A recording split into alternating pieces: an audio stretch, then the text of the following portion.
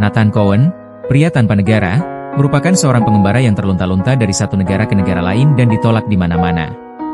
Ia meninggal dunia dalam kesendirian di Westport, Connecticut, Amerika Serikat, pada 1916, di usia 37 tahun.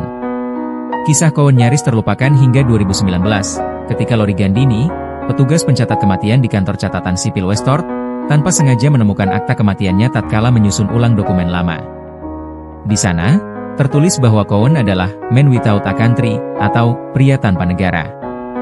Temuannya memicu penyelidikan oleh sejarawan dari Westport Museum for History and Culture.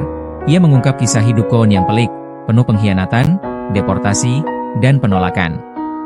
Cohen lahir pada 1878 di kota kecil Baust, Rusia, sekarang Latvia, yang merupakan rumah bagi komunitas Yahudi sebelum Revolusi Rusia 1905. Ia sempat menetap di Brasil, lalu pindah ke Amerika Serikat pada Mei 1912 membawa uang sebesar $5.000 untuk memulai hidup baru.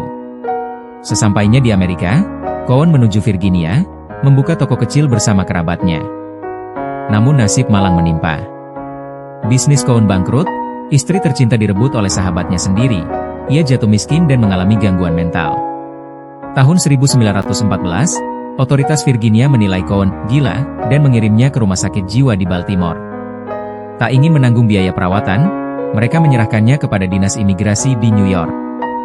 Dengan dalih Cohen gila, sejak awal masuk ke Amerika, pemerintah memutuskan untuk mendeportasinya ke Brasil berdasarkan Undang-Undang Alien Act 1798, yang memungkinkan deportasi orang asing yang menjadi beban negara dalam 3 tahun pertama kedatangannya. Namun upaya deportasi itu gagal. Brasil menolak Cohen karena ia bukan warga negara mereka. Argentina juga enggan menerimanya. Amerika pun tidak mengizinkannya kembali masuk. Dalam setahun, Cohen 2 kali terombang-ambing di laut, bolak-balik antar negara yang semuanya menutup pintu.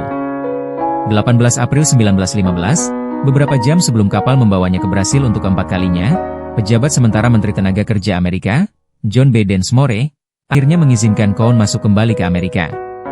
Keputusan ini terjadi berkat campur tangan hakim pensiunan Leon Sanders dan organisasi Yahudi, Hebrew Sheltering and Guardian Society, yang menyatakan bahwa gangguan mental Cohen baru muncul setelah tinggal di Amerika, bukan sebelumnya.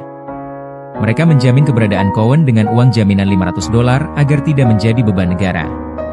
Cohen kemudian dirawat di Rumah Sakit Ellis Island, dan dipindahkan ke Sanatorium S1MC High Pronunciation Farland di Greenes Farms, tempat ia menghembuskan napas terakhirnya pada 3 Maret 1916.